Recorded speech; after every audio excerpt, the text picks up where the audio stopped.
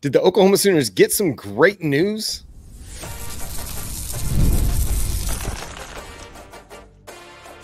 You are Locked On Sooners, your daily podcast on the Oklahoma Sooners. Part of the Locked On Podcast Network, your team every day.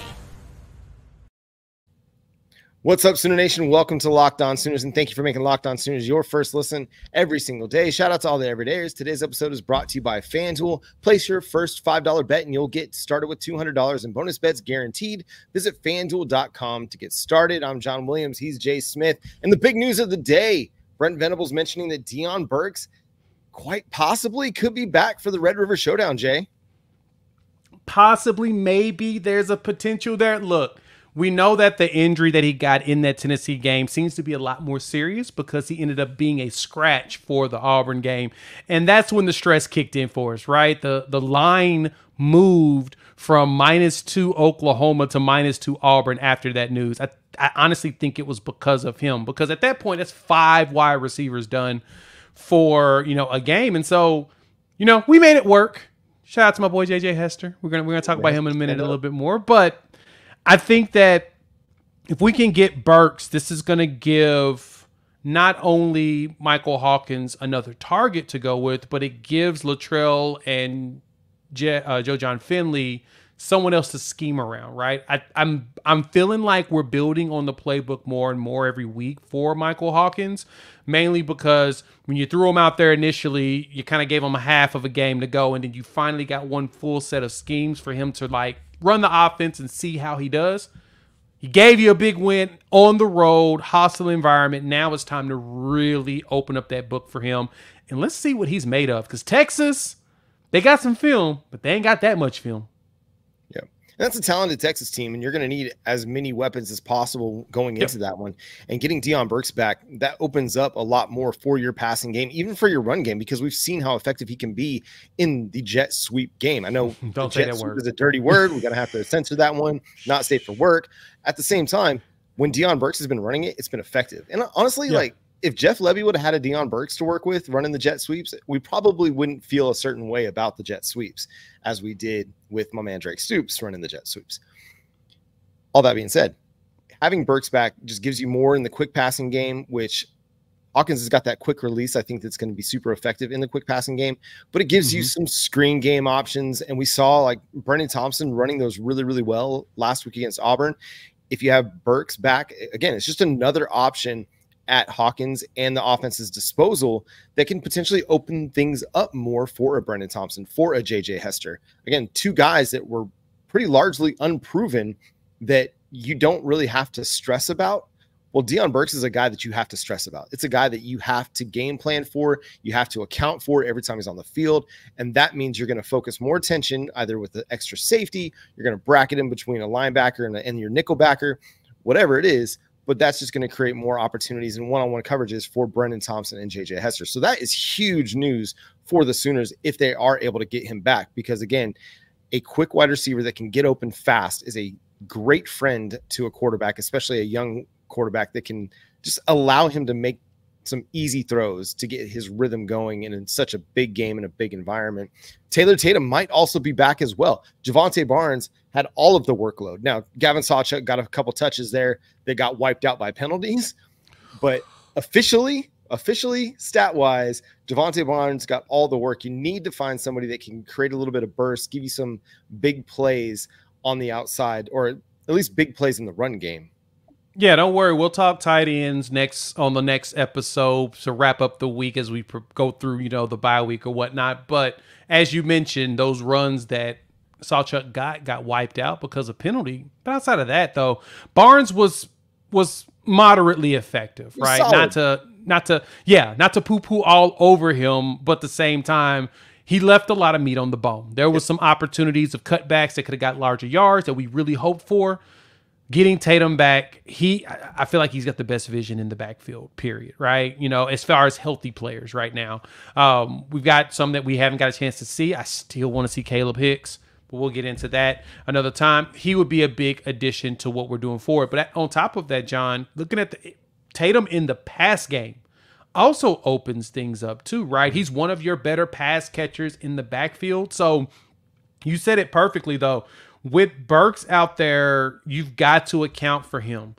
After last week against Auburn, Brennan Thompson as well as J.J. Hester has shown that you've got to account for them even going deep, right? So if the line and you put a quote-unquote max protect out, 7 blockers out there, and you get J.J. Hester going deep, and you have Brennan Thompson with the deeper post, you can hit Brennan Thompson across the middle, or you can drop it off to like Taylor Tatum following behind one of the wide receivers in the flat, and they have to respect it because all that's going to do is put a bunch of stress on a secondary that, quite frankly, has not really been tested yet at Texas. No one's really pushed them the way that we could potentially do as long as we give Hawkins just enough time to do it. So I'm pretty excited that we could get these additional pieces. And again, bringing Burks in is going to allow for you to really open the playbook up more.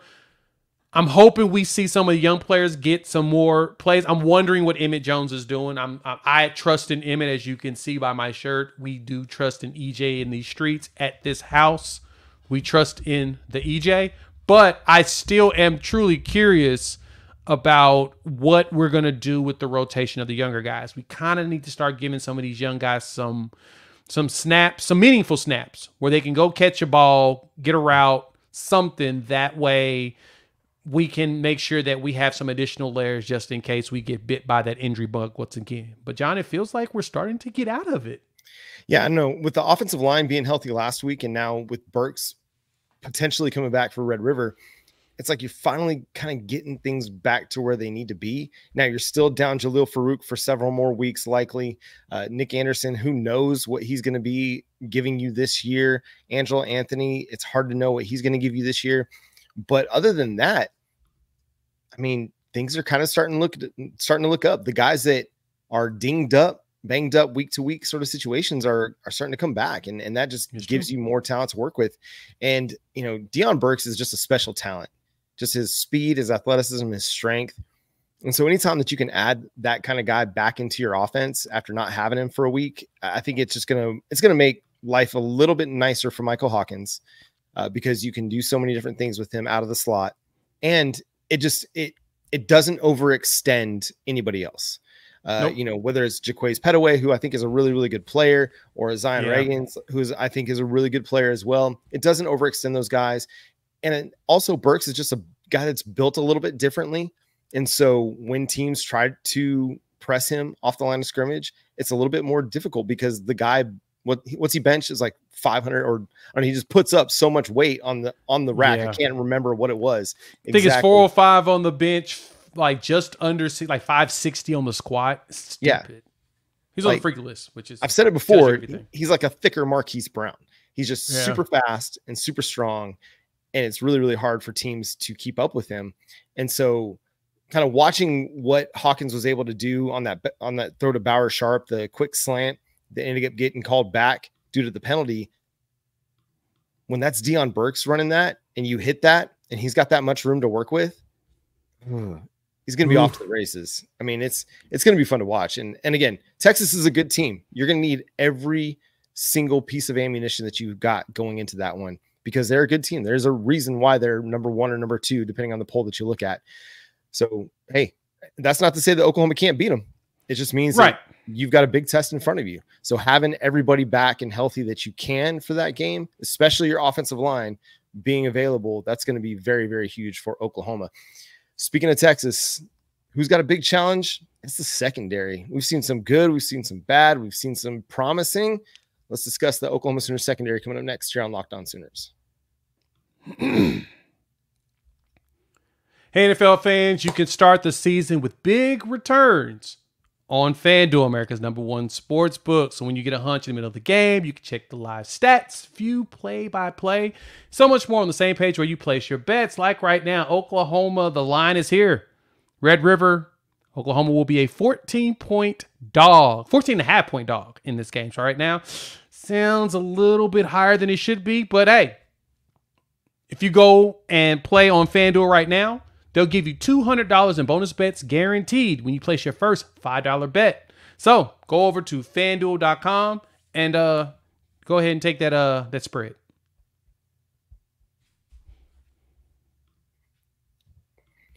Before we get to the cornerback conversation, Jay, I want to ask you real quickly. Would you prefer to see Quinn Ewers or Arch Manning in Red River Showdown? Man, that's a tough one.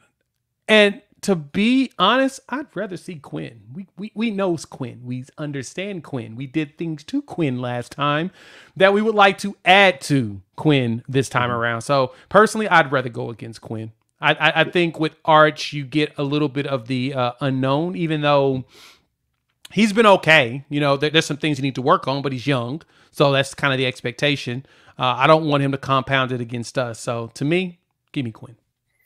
Yeah, I think I'd want to go with the inexperienced guy. I mean, he's got a couple starts or one start under his belt and some other playing time as well. Or 2 starts. Do you have 2 starts or 1 start? I can't remember. 2. Okay. Yeah, 2. I know he started the Mississippi State. Yeah, he started La Monroe as well. Yeah. I'd rather play against the guy that's a little bit less experienced than the guy that's been in college football now since like forever.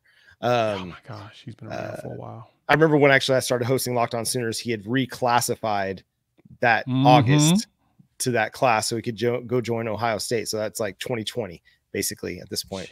Yeah, he's been around a minute. So I'd rather have Brent Venables up against an inexperienced quarterback. As good as Arch Manning is, I'm not going to sit here and say he's not a good player and he's not fully capable of potentially beating an Oklahoma defense. It's just the inexperience versus the experience in a big game like this. It matters. And that's going to be a big talking point when it comes to Michael Hawkins that we'll dive into at some point as we get ready for the Red River Showdown. But the Oklahoma Sooners secondary, we've seen some really, really good things out of them. We've seen some moments where like, oh man, just kind of makes you shake your head a little bit. Where do you stand on the Oklahoma Sooners secondary now after 5 games, Jay?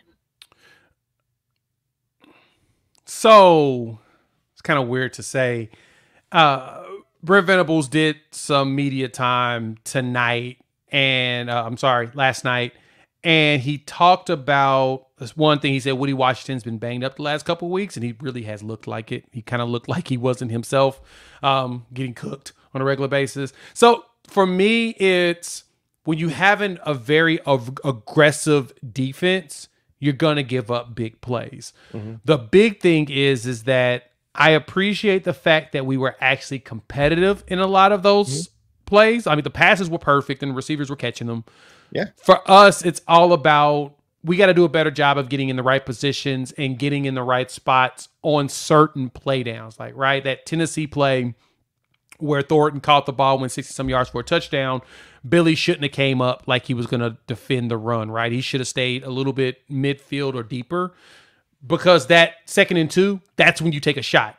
That period. That's the only time it makes the most sense because especially if you're a team that runs as much as they will, they're going to run it on 3rd and 2. They'd rather take the run on 3rd and 2, but 2nd and 2, you can at least try deep and see if you can, sting the defense. And sure enough, they did. Same thing with Auburn. To me, the corners, I feel like we got a little too much confidence sometimes in the way that we defend.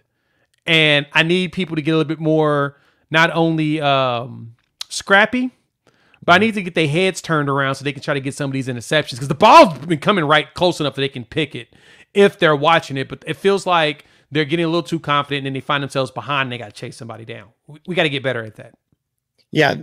Against Auburn, there weren't a lot of moments where it's like these guys are running wide open, and right. they're getting gashed because of that.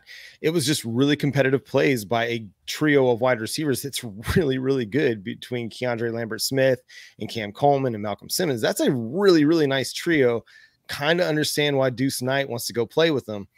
But yeah, if Des Malone, if Kenai Walker, if they get their heads around, maybe they're able to make a play on the football on those big, plays into the end zone. The one where I think it was Eli, no, maybe Peyton Bowen. I think it was Peyton Bowen down the left sideline, just in a 50-50 scrap a little bit. Yeah, it was Peyton. And kind of the same thing. He just kind of gets, he just kind of gets pushed off of a little bit, but it just isn't strong enough at the catch point to make that one competitive on his end. But other than that, I thought the coverage was fine. Again, you got to continue to get better, and you're going to have a big test next week against Texas and their group of wide receivers.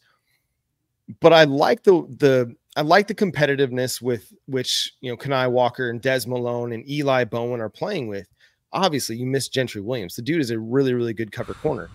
But your guys that have the size on the outside, they're playing good ball. It's just now it's connecting the dots between, hey, I'm in the right spot. Now I'm in the right spot and I got to get my head turned around, or I got to understand where I'm at on the field and know like, hey, the ball should be coming soon. Let me get my hands up, my head turned so I can play this ball in the air and make it a little bit more difficult at the catch point. Safety wise, we got to feel good with where Oklahoma's at right now, right? Oh yeah, absolutely. Robert Spears-Jennings he's one of the highest graded, safeties in the country right now. He's doing a great job, not only in coverage, but also, on the blitz and tackling, right? He's the one that's jumping routes and getting interceptions. That's what I need to see more of out of the secondary just as a whole. You know what pass is coming, right? Mm-hmm. You've done a good job of putting everybody in the right positions to where you can jump up and go take the ball. You know where they're going to go.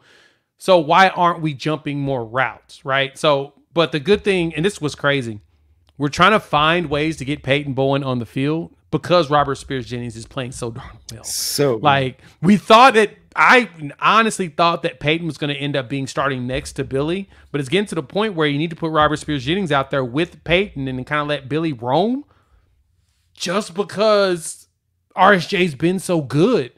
And he's playing himself into a day 2 draft pick easily, right? If not very late into day 1. Safeties don't really go very high in the NFL draft nowadays. They're not considered, there's enough of them out there. You've got to be just elite. And honestly, he's playing himself to where he could be 30 to 60, no problem. So if he keeps this up, we'll see Peyton Bowen start next year next to somebody. It's going to be one of the young guys, either Boganowski or Reggie Powers or whatnot. And that also will be depending on if Kendall Dobie comes back, which I kind of expect him to.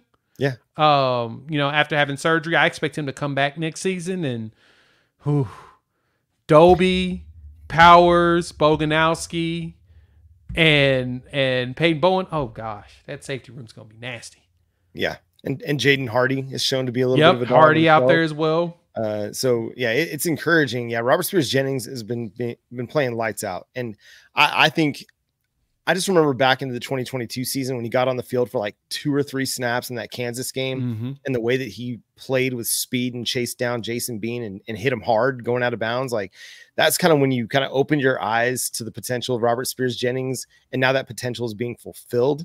And we're seeing every single week the dude is making a significant play, whether it's as a pass rusher or in the secondary in pass coverage. Like the dude is just standing out all over the field. Billy Bowman, I think, is having another really, really nice season. I think teams are avoiding it. They're understanding where Billy Bowman's at in coverage, and they're honestly purposefully trying not to throw it his direction because he's so good at getting to the football. Yeah, he just has the 1 interception this year, but I think it's by design. Teams are trying to avoid the middle of the field because they know Oklahoma's got some guys that can defend the pass. And Auburn did a pretty good job at that until they didn't. And that's what cost them the game. But I mean, the secondary, I think the safety group is as good as we thought they'd be. Got to be a little bit more disciplined in some of the play action stuff. But, and I think the cornerback group, I had some concerns about it coming into the season. If there was an area on this team that I thought was the weakest link on the defense, it was corner. But that's just because the front 7 and the safety groups are so good. Somebody's got to be, right? But you've got some guys that are really, I think, talented players with a lot of promise and potential. It's hard to play cornerback at any level of football, but you've got guys in Des Malone and Kenai Walker that are pretty good. Yeah. No, I totally agree with that. I think Kenai is he's having his best season of his career. Oh, yeah. He's showing up. He's like a fingertip away from an interception every single game. He really is. And he's the one that's out there going with the jumping routes, and the one that's paying attention to where, he can get out there and get the right breakups. The problem is when they go deep on him, right? Yeah. It feels like there's an overconfidence there at that, but at the same time he's defending it well. He's just got to he needs to jump routes more, and that's what I need out of him. Go ahead and jump that route, get the pick. It's coming to you. But if anything for this secondary, I like the fact that they buckle down very well in the second half.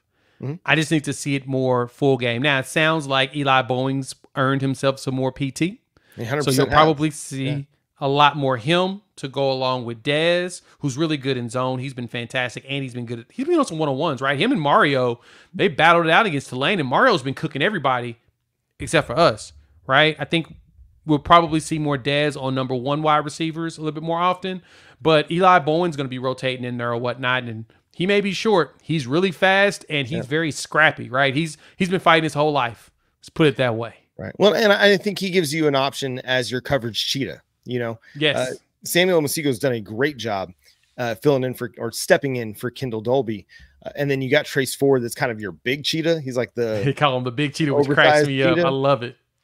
and so you've got some, variability there, but when it's 3rd and long situations, and you can put Eli Bowen in there as your slot cornerback or your coverage cheetah, and you've got a really nice competitive trio that you can work with out there. And Oklahoma's defense is just getting better. I think they just were on the field a little bit too much last week, but I think it's going to continue to get better. Now, again, big test against Texas. We'll see how they hold up, but listen, it's a talented football team on both sides of the ball. So it's going to make for a really, really fun matchup.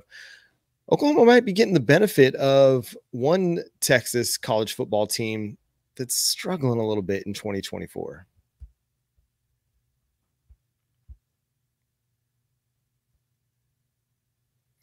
So the Oklahoma Sooners made an offer to a 2025 linebacker, Kaleb Burns, excellent, out of the Houston area, a 6 foot, 220-pound linebacker with good size, considered a 4-star prospect by On3, a top 150 prospect in the 2025 class, who is committed to Dave Aranda and the Baylor Bears, but Baylor's struggling a little bit. They're allowing over 30 points per game in Big 12 play. They're just 2-3 on the season. And one Josh McCuistion of Sooner Scoop and On3 Sports issued a prediction flip favoring the Oklahoma Sooners for one Mr. Burns. And yeah, it kind of makes sense too. It makes sense that the Sooners are looking to add an additional linebacker. I know we got Marcus James. He's the athlete over at Carl Albert High School. I mean, he's 6'3", 220, so he's a pretty nice size high school linebacker, right? And he's one of those that will be a great he'll be a great development piece for Oklahoma because, with the linebacker room, we've got a lot of dudes that's going to still be around. You're still going to have Kip, Kobe, Kanik, Carter, Omasigo, right? And then you'll have Nesta and Pachotti, once Pachotti gets healthy. So the linebacker room is pretty deep in like 3, almost 4 deep. You still need some young bodies. And I watched some of Kaleb's film, and honestly, he kind of reminds me of Kip. Like, I went back and looked at some of Kip's film, watched him. He's really good in open space. He's good on the run, and he seems to get in there and just find a way to get a body part in a tackle. The same thing that we're seeing out of Kip this year, right? Kip seems to always show up in a play. And that's what I'm seeing out of him in the highlights that I've seen so far. And I'm like, okay, I like what I'm seeing. I would like to see more of this. And so if Oklahoma can snatch him up and steal him away, man, that would be a pretty good pickup from the Houston area so that, continues to add roots down there in a pipeline. He'd be a big pickup. I know that he was excited about getting the offer from Oklahoma. I followed him or whatnot on X, and he immediately followed me back. And I'm like, what do you know? We'll see. Yeah, and according to Josh McCuistion, who put up a story over at Center Scoop, he's planning on coming to South Carolina game, or he's trying to, is what the article said. He's trying to. Oklahoma's been trying to get a linebacker added to this class. They just haven't been able to get a commitment figured out, whether it was Elijah Melendez or Christian Jones or Mike Iannachor. Like, they've been working to get a linebacker added because, listen, as you mentioned, the linebacker room is deep right now, but Stutzman's gone after this year. After 2025, you're probably losing Kip and Kobe McKenzie and Jaron Kanik. Beyond that, you've got Lewis Carter, James Nesta. I think Phil Picciotti probably will have another year in there too. Samuel Masigo, you still have through the 2026 season, those 3 or 4 guys. But you need that better depth, or you need depth to carry you beyond that. And Oklahoma went really, really light in the 2024 class. So they've got to start adding guys to get ready for the departure of those 2022 guys. The Kip Lewis, Kobe McKenzie, and Jaron Kanik. because they will be gone after 2025. And you've got guys like Lewis Carter and Samuel Masigo, Phil Picciotti that will be ready to step into more significant roles once those guys leave. But you've got to have plans for beyond that. And I like that they're keeping the pressure on and trying to find a linebacker to add to this class, because you're going to need one. And he is an inside linebacker dude. He's plays with the tenacity that you want out of your inside linebacker, maybe a little bit short relative to like a Danny Stutzman, but I think he just plays big anyway. And that's going to be a potentially good addition. And now that, you lost a couple defensive tackles in the 2025 class, you have a little bit more room to add some prospects. So it wouldn't necessarily surprise me to see them continue to, move the needle with some guys as we, approach early signing day in a couple months, and see if they can't flip somebody else down the road. Cause we're going to have more hot seats getting warm under some folks. And so they might try to like re-engage on some players that maybe they missed out on a commitment earlier on in the cycle. We'll see. Yeah, you're going to see a lot of late evals going to happen now, right? Like, for example, Burns, he started to get a lot of offers. Oregon, Ole Miss gave him an offer, right? And, of course, us. And so you're going to start seeing all these later evals, because the good thing is that since high school ball is happening, a lot of the recruiting experts are watching these players and they're going to see them. And that's when you start to see the updates. Like, with Kaleb, he moved up, like I said, in the top 150 at, on 3. He wasn't there initially, and now he is, because after the eval and seeing him play some high school ball, they're like, oh, no, this kid's pretty good. I think that there's something there. And so I sense that the next set of updates from like 247, Rivals, and ESPN usually does that like 3 times a year for the most part. You'll probably start seeing him move up overall with everybody. I think he's top 330 right now as like a consensus and composite. But you're going to see all these players move up because the season's going on. We're starting to see actual production. Yeah, and this is kind of the same time of year that we saw like Ashton Sanders and Marcus Strong, get the Oklahoma offers and late commitments in the cycle.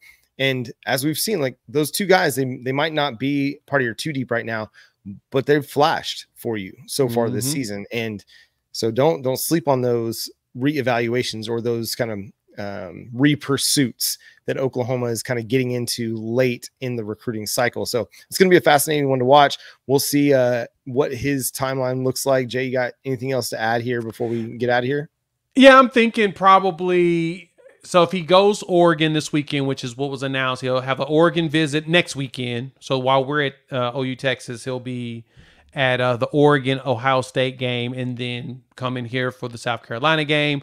I'm sensing that if he decides to make a flip, it happens after that South Carolina game. He's probably figured it out. Or the last option is since Ole Miss is in the mix, I could see him trying to make the trip and get an official visit at the Ole Miss game and watch Ole Miss and Oklahoma, then kind of give his final decisions and go from there. So I'm expecting something this month. And also, don't forget, transfer portal is going to be popping. We've already got dudes hitting the portal. It's crazy. We haven't even talked about Preserving Alexander.